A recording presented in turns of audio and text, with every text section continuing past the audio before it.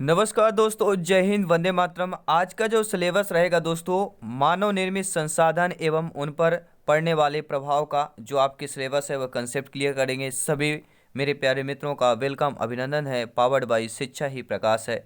बात करेंगे पर्यावरण ईवीएस के क्लास नंबर 24 की। आपको पता है प्रत्येक क्लास यहाँ पर इंपॉर्टेंट है क्योंकि दोस्तों यहाँ पर सिलेक्शन सर्वोपरि है। तो चलिए दोस्तों शुरू करते हैं। महत्वपूर्ण यहाँ पे 25 क्वेश्चन करेंगे, साथ ही साथ एक मॉक क्वेश्चन भी करेंगे। और इसके पिछले क्लासेस देखना चाहते हैं तो चैनल को सब्सक्राइब जरूर करें हर एक सेशन के लिए, क्योंकि फ्री ऑफ कॉस्ट है, with notes, with PDF file, सब कुछ, क्योंकि राष्ट्र हित में शिक्षा की बात करते हैं। तो पहला प्रश्न आपकी स्क्रीन पर है कि प्रकाश ऊर्जा के भोजन में बदलने की क्रिया क्या कहलाती है? प्रसरण, छितराना, प्रकाश संश्लेषण, विकिरण। तो प्रकाश ऊर्जा के भोजन में बदलने की क्रिया क्या कहलाती है? सभी मेरे प्यारे मित्र जानते हैं, वह है आप दोस्तों प्रकाश संश्लेषण। दूसरा प्रश्न आपकी स्क्रीन पर है कि उस देश का नाम बताइए जो कार्बन का उत्सर्जन करने में दुनिया का सबसे बड़ा देश बन गया है। रूस, चीन, अमेरिका, भारत। तो उस देश का नाम बताना है जो कार्बन का उत्सर्जन करने में दुनिया का सबसे बड़ा देश बन गया है। वह दोस्तों हम बात करेंगे बी ऑप्शन के साथ, चीन की बात करेंगे। अगला प्रश्न है, हर एक क्वेश्चन इंपॉर्टेंट है मेरे सभी प्यारे मित्र। उम्मीद करता हूं आपने वीडियो को लाइक अवश्य कर लिया होगा।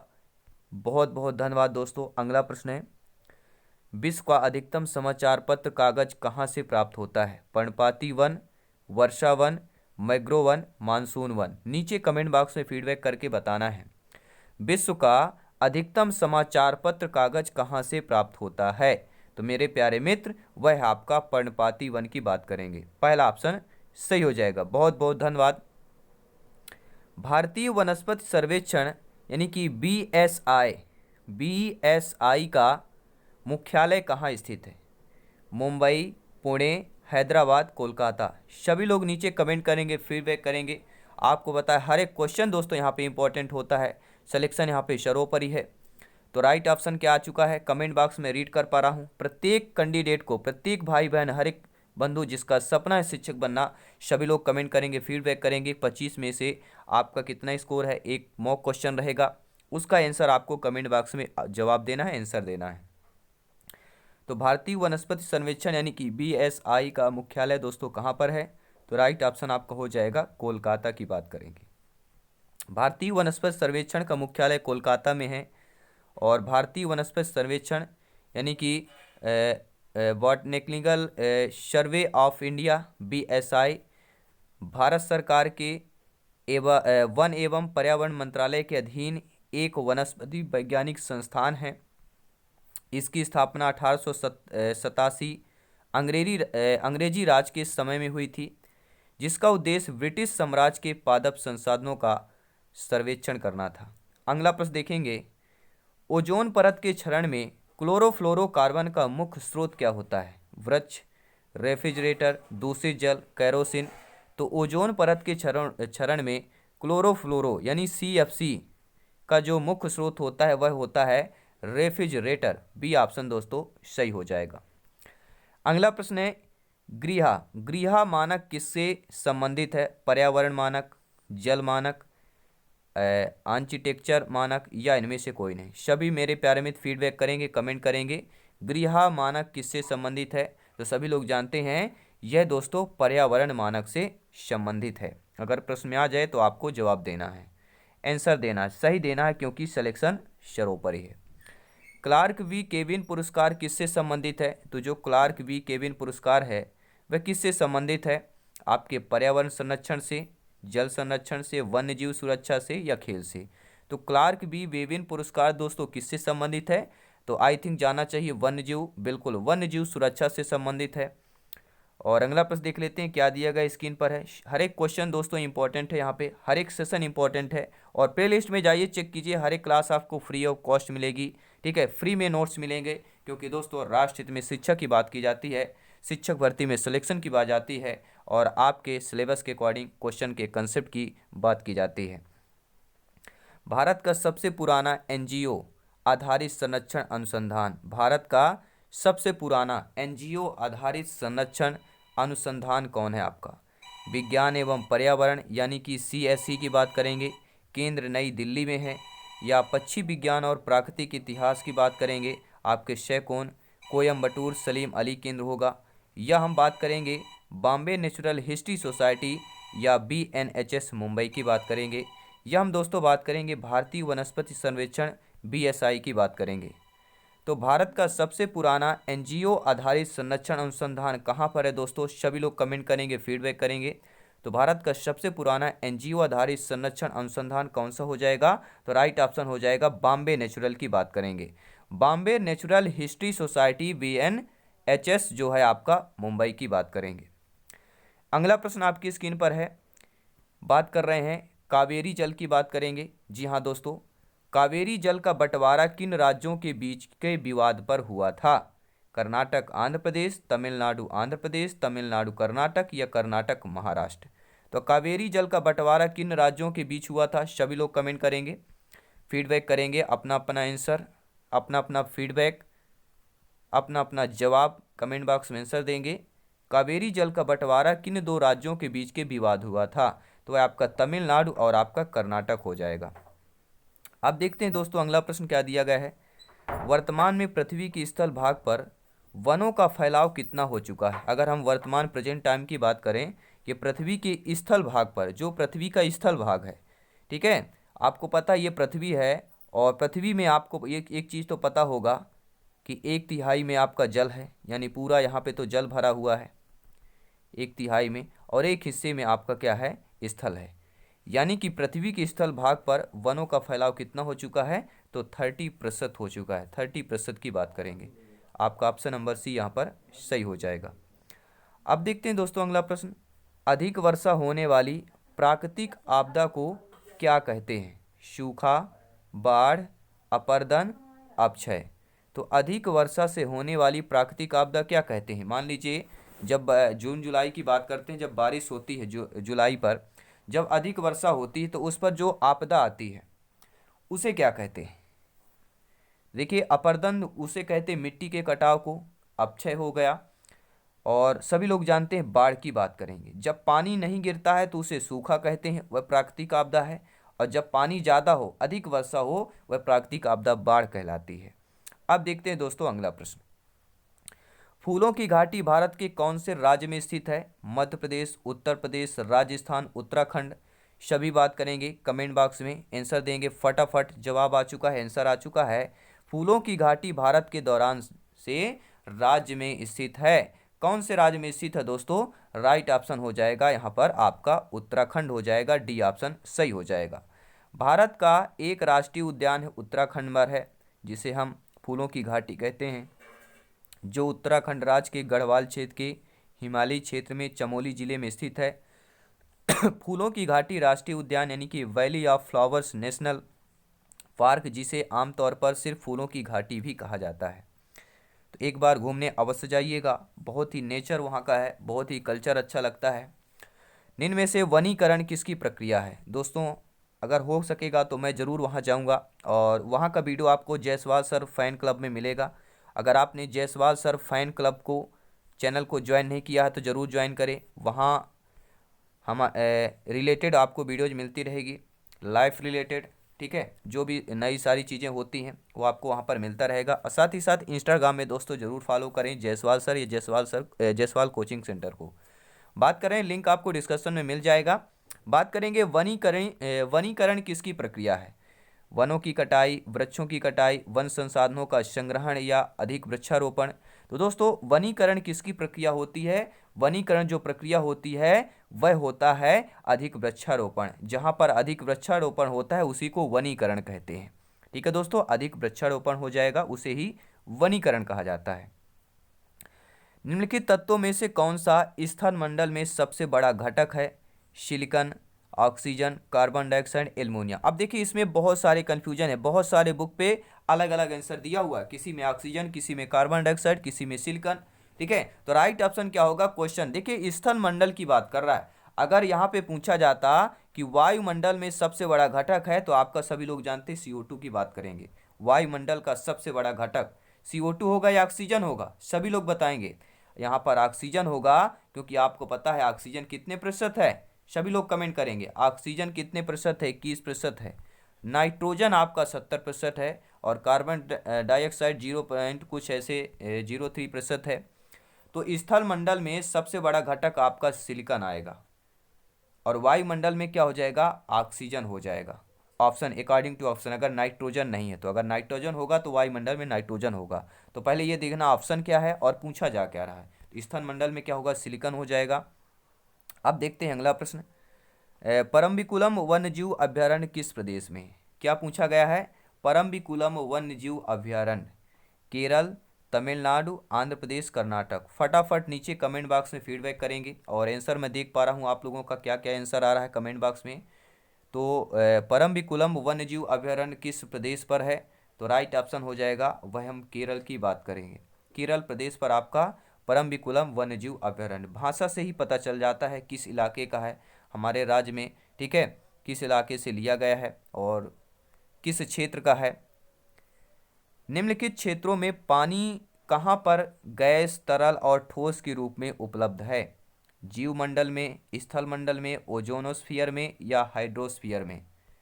तो पानी दोस्तों गैस के रूप में भी, तरल के और ठोस के रूप में उपलब्ध है। वह क्षेत्र आपका कौन सा कहलाता है? फटाफट नीचे कमेंट करेंगे। क्या वह जीवमंडल है, स्थल मंडल है, ओजोनस्फीयर है या हाइड्रोस्फीयर है? कमेंट करेंगे, फीडबैक करेंगे। आई थिंक मेरे हिसाब से हाइड्रोस्फीयर होना चाहिए। आपका फीडबैक क्या है नीचे कमेंट बॉक्स में ज़रूर बताइएगा। और बात करेंगे कि भारत में वन्यजीव संरक्षण अधिनियम कब से लागू हुआ? वर्ष 1980, 1972, 1968, 1970। नीचे कमेंट बॉक्स में फीडबैक कीजिएगा। तो भारत में वन्यजीव संरक्षण अधिनियम कब लागू हुआ था? सभी लोग कमेंट करेंगे। बेहतरीन लाजवाब सिलेक्शन वाला प्रश्न है दोस्तों, प्रत्येक टीटी एग्जाम में पूछे जाने वाला प्रश्न है, रिपीटेड क्वेश्चन है कि भारत में वन्यजीव संरक्षण अधिनियम कब लागू हुआ। तो वह दोस्तों 1972 की बात करेंगे। 1972 काफ़ी सारे सन में आता है, 70, 72, तो ये सारी चीज़ें 1972 और 73 ये सन थोड़ा कन्फ्यूजन है, तो इनको जरूर क्लियर कर लीजिएगा। तो वन्यजीव संरक्षण अधिनियम 1972 में लागू किया गया था। पृथ्वी दिवस कब मनाया जाता है दोस्तों? 5 जून, 22 अप्रैल, 15 मई, 25 मार्च को। नीचे कमेंट करेंगे। बहुत से बच्चे बोलते हैं पृथ्वी 5 जून को। भैया 5 जून को पर्यावरण दिवस मनाया जाता है। क्या मनाया जाता है? पर्यावरण दिवस 5 जून को। अगर पूछा जाए पृथ्वी दिवस, तो पृथ्वी दिवस कब मनाया जाता है? आपके 22 अप्रैल की बात करेंगे। 22 अप्रैल को पृथ्वी दिवस मनाया जाता है। अगला प्रश्न देख लेते हैं स्क्रीन पर। हर एक क्वेश्चन इंपॉर्टेंट है यहाँ पर। नीचे कमेंट करें, मेरे सभी प्यारे में सहयोग करेंगे क्योंकि राष्ट्र हित में शिक्षा की बात करते हैं। हर एक भाई बहन, हर एक शिक्षक बंधु का वेलकम, अभिनंदन करते हैं। जायसवाल सर आप सभी को नमन करते हैं क्योंकि दोस्तों यहाँ पर सिलेक्शन सर्वोपरि है। और बात करेंगे प्रश्न की कि राष्ट्रीय पार्क व अभयारण्य को किस अधिनियम में परिभाषित किया गया है? हम बात कर रहे हैं राष्ट्रीय पार्क व अभयारण्य को किस अधिनियम में परिभाषित किया गया है? पर्यावरण संरक्षण अधिनियम, वन्यजीव संरक्षण अधिनियम, वन संरक्षण अधिनियम या उपयुक्त सभी। अब नीचे हम आज देखेंगे कि आप लोगों का स्कोर 25 में से कितना है। अगर 20+ स्कोर है तो भैया बिल्कुल सही तैयारी चल रही है, सही दिशा में चल रही है। अगर 20+ से एक भी नंबर कम है तो आज पूरी प्लेलिस्ट पूरी रात में एंड करना है, सोना नहीं है। चाहे सुबह लेट उठना, सुबह तक सोना, लेकिन पूरी प्लेलिस्ट खत्म कर देना दोस्तों अगर 20 से एक भी नंबर अगर कम आ रहे हैं, क्योंकि यहाँ पे सिलेक्शन सर्वोपरि है। हमें कुछ नहीं चाहिए, हमें केवल आप लोगों का सिलेक्शन चाहिए। तो इस प्रश्न का जवाब दीजिएगा कमेंट बॉक्स में कि राष्ट्रीय पार्क व अभयारण्य को किस अधिनियम में परिभाषित किया गया है। तो वह आपका जो अधिनियम है दोस्तों वह है वन्यजीव संरक्षण अधिनियम। क्या है दोस्तों? वन्यजीव संरक्षण अधिनियम की बात कर रहे हैं। राष्ट्रीय पार्क व अभयारण्य को किस नियम से परिभाषित किया गया है? तो वन्यजीव संरक्षण अधिनियम। और ये वन्यजीव संरक्षण अधिनियम कब आया है? तो यह दोस्तों 2002 की बात करेंगे। राइट ऑप्शन आपका हो जाएगा। सभी लोग समझते हैं, आप लोग ज्ञानी हैं, सर्वज्ञ हैं, व्याख्याता हैं, शिक्षक बंधु हैं और राष्ट्र निर्माण में सबसे बड़ा योगदान आपका है। तो आप सभी को जायसवाल सर दिल से नमन करते हैं क्योंकि दोस्तों इंकलाब जिंदाबाद, ये एनर्जी डाउन नहीं करना है सिलेक्शन तक। और सिलेक्शन के बाद वो खुशी, वो आप पता है कि कैसी फीलिंग होगी जब आप खुश होंगे, आपके परिवार खुश होंगे, जो देखते हैं कि मेरा बेटा, मेरा भाई, मेरा जो भी आपका रिलेशन हो, कि गवर्नमेंट जॉब मिले, और गवर्नमेंट जॉब मिलने के बाद आपने लॉकडाउन में तो सबसे बड़ा ये पता चल गया भैया कि गवर्नमेंट जॉब क्या होता है, वैल्यू समझ में आ गई है दोस्तों। जितने मेरे भाई जितने भी आपके गवर्नमेंट जॉब में होंगे, देखे होंगे आप, उनको सैलरी बराबर मिलती रही है, सैलरी बराबर मिलती है भैया। इसलिए कहते हैं आज मेहनत कर लीजिए, कल ये सारी चीज़ें आपको बहुत अच्छा आपको चलिए एक प्रश्न पर आते हैं। बाकी सारी चीज़ें बातें तो आपको जायसवाल सर फैन क्लब में जुड़ जाइए, वहाँ पे सारी चीज़ें हम सारी चीज़ें मिलते रहते हैं। तो मृदा की ऊपरी सतह को किसके लिए भोज्य क्षेत्र मानते हैं? पौधे, कीट, जंतु, सूक्ष्म जीव। तो मृदा की ऊपरी सतह को किसके लिए भोज्य क्षेत्र मानते हैं? वह किसके लिए होता है? मृदा के जो ऊपरी सतह, यानी कि ये मिट्टी हो गई, ये मिट्टी के जो ऊपरी सतह है, किसके लिए भोज्य पदार्थ बनती है? तो यह दोस्तों किसके लिए? जंतु के लिए बनती है। जंतु में सारे चीज आते हैं, मनुष्य आ जाए, जिसमें जीव होता है वही जंतु है भैया। ठीक है, जंतु तंत्र आपने पढ़ा होगा। आई थिंक अगला प्रश्न देखेंगे, उपजाऊ जमीन की ऊपरी सतह के बह जाने को क्या कहते हैं? जो उपजाऊ जमीन होती है, मान लीजिए ऐसे ऐसे खेत हो गया, ठीक है, उपजाऊ जमीन यहाँ पे जोता गया, जब खेत को जोता जाता है तो मिट्टी ऊपर आ जाती है, और फिर ऊपर से जब ये बारिश होती है, जब बारिश होती है ऊपर से, तो क्या होता है, उपजाऊ जमीन की क्या होता है, सतह बह जाती है। ठीक है, बह के यहाँ निचली सतह पर चली जाती है, तो उसे क्या कहते हैं? मरुस्थलीकरण, मिट्टी का कटाव, लवणी या लीचिंग कहते हैं। तो उपजाऊ जमीन की सतह का बह जाना उसे क्या कहते हैं दोस्तों? मिट्टी का कटाव कहते हैं। क्या कहते हैं? मिट्टी का कटाव कहते हैं।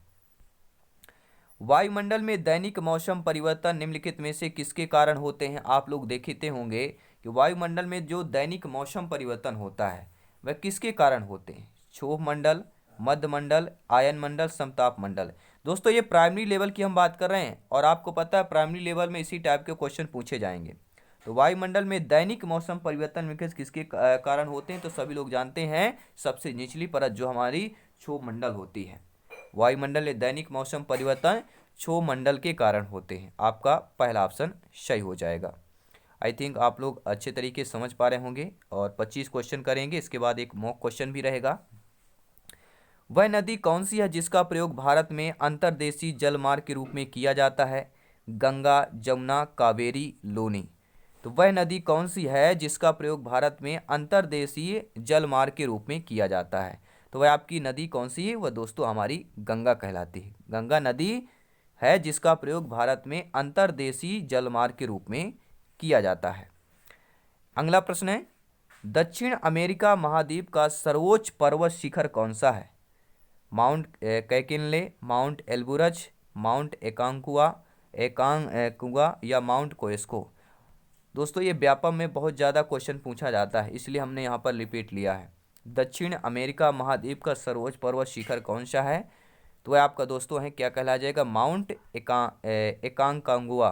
क्या हो जाएगा? एकांकागुआ हो जाएगा। बी ऑप्शन सही हो जाएगा। अब देखते हैं दोस्तों अगला प्रश्न क्या दिया गया है कि पर्यावरण शब्द कहाँ से लिया गया है? आपके फ्रेंच से, लैटिन से, अंग्रेजी से, रूसी से। सभी लोग कमेंट करेंगे। तो पर्यावरण शब्द दोस्तों कहाँ से लिया गया है? तो पर्यावरण शब्द जो आपके फ्रेंच से यानी फ्रांसीसी से लिया गया है। ठीक है, फ्रेंच की बात करेंगे। और ये आ गया आपका मॉक क्वेश्चन जो आपको इंतजार रहता है हर एक सेशन में। तो मॉक क्वेश्चन क्या है आज का? पर्यावरण संरक्षण आंदोलन में सहायक पुस्तक साइलेंट स्प्रिंग के लेखक कौन थे? क्या है मॉक क्वेश्चन? ध्यानपूर्वक देखिएगा। स्क्रीनशॉट ले सकते हैं, नो डाउट, कोई बात नहीं, आप लोग स्क्रीनशॉट भी ले सकते हैं। पर्यावरण संरक्षण आंदोलन में सहायक पुस्तक साइलेंट स्प्रिंग के लेखक कौन थे? आपके हुत्सिंग से, रसेल कॉर्सन, अमृता देवी या इनमें से कोई नहीं। नीचे कमेंट बॉक्स में सभी लोगों को कमेंट करना है। तो आज का मॉक क्वेश्चन देखते हैं। साथ ही साथ 25 में से अगर 20+ आपके स्कोर हैं तो समझ लीजिएगा सिलेक्शन का रास्ता 101% श्योर एंड प्योर है। अगर इससे कम है तो दिक्कत नहीं लेना है, कोई भी दिक्कत नहीं है। हर एक क्वेश्चन, हर एक प्लेलिस्ट को उठा लीजिए इन्वायरमेंट की, और 2-3 दिन में क्लियर कर दीजिए। और क्योंकि जब प्लेलिस्ट क्लियर करेंगे तो आपका सिलेबस क्लियर होगा। जब सिलेबस क्लियर होगा तो सिलेक्शन कोई नहीं रोक सकता। यह आपकी मेहनत का फल है, और यह आपका मेहनत का फल सिलेक्शन के रूप में जरूर मिलेगा। तो चलिए दोस्तों, मिलते हैं नेक्स्ट क्लास में। धन्यवाद सभी का, नमस्कार, जय हिंद।